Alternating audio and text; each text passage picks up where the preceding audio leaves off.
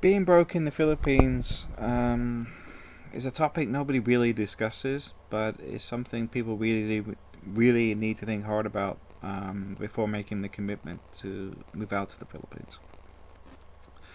The reason I'm bringing it up is I've been out there almost a decade, um, and I would tell you, most people will not tell you when they're broke. In the same way, they generally don't tell you when they're leaving or why they're leaving.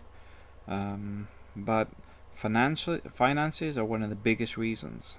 A lot of the older guys, it can be medical because they don't bother with medical insurance. They put their faith in faith in luck. If they get sick, it costs them a fortune. They can literally sell everything you own. Um, Personally, I wouldn't trust the hospitals out there. Um, it's like when I had a small injury on my foot where some glass blades cut it to the bone. I ended up taking the stitches out myself because they did such a crap job putting the stitches in. Everything is not as it should be. It's a third world country, and often Westerners have a Western expectation. If something goes wrong, you expect somebody's going to deal with it. Somebody's going to be liable for it. There's going to be an inquiry. Blah blah blah. It doesn't happen. Um, None of them I'm aware of, and it's not hard to look up stuff and see that it doesn't go that way. But the other side of that, a lot of expats expect to live out there on a lot less than they budget for. They have a limited budget, like say SSS checks for $500 or something, and you can manage on that on your own. As a family, you can't. You'll struggle, especially these days. A lot of the stuff that you'll find online was written 3 years plus ago, and you've had the problems of the peso value against the dollars changed, and also you've had the other problem where inflation has seen price increases, which drastically affect the value of money. Going back as far as 2007 when I was there. If you imagine, I was getting nearly 100 pesos to the pound, and presently it's around 70. It's been as low as 60 something. That's a huge jump for foreign money. You're basically wiping out 30 to 40% of your income just in exchange rates. That is something most people don't budget for.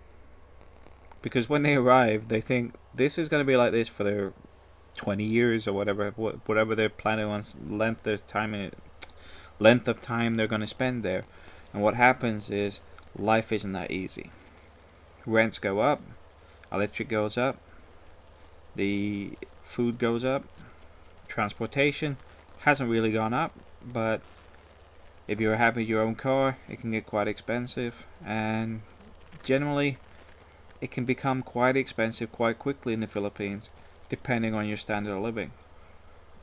It's quite funny. My wife took a picture of one of our restaurant meals at the Waterfront Hotel. I don't know why she took it, but I was going through my Dropbox today and I seen it. And for the two of us, we spent 4,600 pesos on a meal. That's about $100, because we do like eating out in nice restaurants.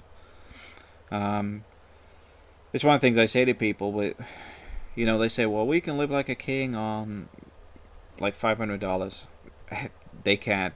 I probably spend more in restaurants than they do on their monthly budget. That's not a boast. It's just the reality. If you're telling me you're going to live like a king, well, good food is part of that living, and you're not going to afford it on $500 a month. Eating out once a week at an okay restaurant isn't eating out at restaurants when you feel like it, and some of the best in the area. So the living like the king thing is just nonsense. Um, it was a marketing ploy that people put out to sell ebooks and other stuff to make money. Make money off people like you that are watching this video. They think, okay, I need more information, I'll buy this book. So I know exactly why it was done. and the people that originally come up with it have changed how they say it these days. I think that it's because people are a bit more harsh these days because so many people did get caught out back in the early days. But getting back to being broke in the Philippines, it's not nice. You think the embassy is going to help you? Not a hope. The embassy will leave you there. They're not your problem. If you scout through my other videos, you'll find some with different expats from different countries that have been stuck there. Nobody's going to bail them out. Nobody's going to pay for their flight. They're stuck there. There's nobody looking out for them. In the same way, if you get in trouble with the police, same problem. You're more likely to die in jail than get back out of the country. I'm not being negative on that. It's more of a reality. Because of the local diet, Westerners aren't used to it, and it's not hard to find horror stories of expats that have really suffered in Filipino jails. They're not given any preferential treatment unless you come up with some of the cash, and if you're coming up with cash, you're going to have that milked out of you like no tomorrow. So be aware, this is not a country to be poor in.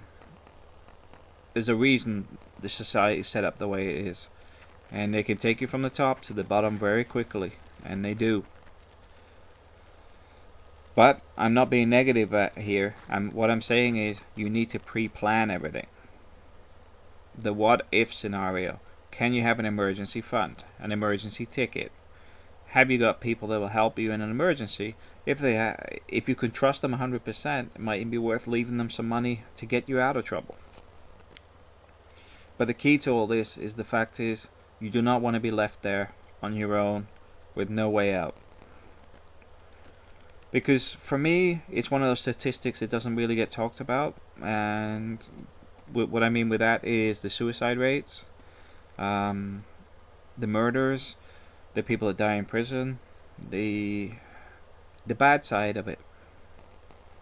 Because reality is a lot of these guys put their hopes and dreams on a new life in the Philippines, yet so many it goes wrong for.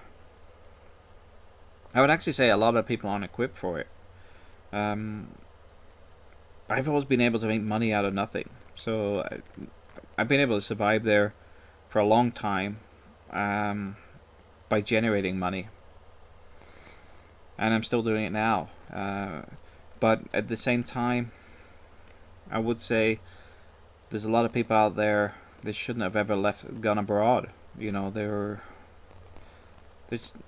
they don't have the same sort of they're not as switched on as they should be. And it's not that I'm better than everybody else. If you talk to expats in a similar situation as myself, where they've come from a business background, or they've turned around and managed out there on their own with no external income and stuff, they're a different breed to people that are just going out there and trying it, retiring out there on a very limited budget. They're a different type of people. I mean, the other thing is I bumped into somebody a few years back when I was working up in Norwich. He had made money selling cigars in the Philippines to South Koreans. And what he was saying when I met him is like his life had changed because the Philippines gives you that buzz, the edge of having to make the money. There's a drive there. He doesn't need it in the UK, so his life has sort of moved away from the way he was. Not in a bad way. It's just that he didn't have the same sort of ambition levels in the UK because there's such a safety net in the UK. Philippines, there's no safety net there. If you think your neighbours that are around you in the Philippines will help you, they will do. But you got to remember, they don't have a lot to start with, and if you're taking stuff off them, they have even less. So, getting broke in the Philippines, very bad idea. And I would sit and work out the worst case scenarios before even looking at moving to the Philippines. Because if you do that, you understand where your problems are going to be. If you understand where your problems are going to be, you can preempt them. You can think, what happens if my passport is stolen? What if I get to the airport and my money is stolen? Because there is 3 people that come to the Philippines that I know, and all of them got robbed within the first week. Now, the worst case scenario is this dumb guy just moved to the area. I told him, don't go anywhere, I'll show you around, blah blah blah. He went out on his own straight away. He had like one of those little bum bag things, and he come back and he freaked out. It was literally like he'd been gone an hour. I hadn't even seen him leave. And basically, his entire month's money was in that little bag, and he'd been robbed on a jeepney. Now, the first thing is, he didn't need to go on a jeepney. The town is only like a couple of minutes away. But secondly, why is he carrying all his money with him? The following day, he just vanished. Left the apartment a mess, blah blah blah. And I managed to get hold of him in his email. I said, what are you doing? What's wrong with you? And I discovered the guy's got mental issues. Because bipolar is a big thing in the Philippines with Americans mainly. The problem with that is, like that, the guy just flipped out. He just went absolutely nuts. He just disappeared, freaking out because he'd lost all his money. Without even discussing it or like seeing what we could do or anything, he just like went off the reservation. Now that guy should never be in the Philippines. The guy couldn't even manage one day, and obviously he hadn't planned for any of the problems he had just caused. And I say caused because he shouldn't have carried that amount of money. Because a lot of this is where people will complain, I got robbed. They'll complain that the money's gone, blah blah. I never got robbed in 7 years.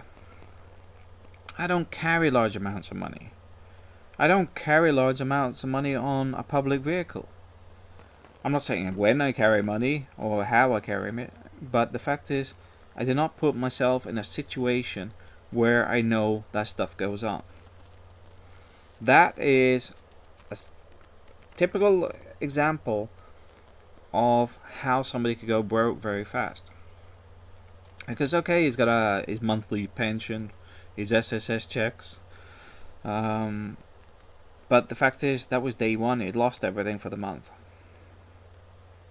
Now, if his bank cards and everything else are gone with him, and his ID, what was he going to do then? He's got no money, no ID, hasn't even paid the rent on an apartment he was renting. He's broke at day one. So, I just want to say, just think about this stuff before doing something. It's all about being prepared and understand that not everything is great. Not everything's going to drop on your lap. If anything, you're going to have more headaches initially, but later, if you preempt stuff, pre-plan, things are much easier. But also, if something happens, you already know, okay, this is how we'll deal with it. So I just want to say, being broke in the Philippines, don't do it. Make sure it doesn't happen to you. Okay, thank you.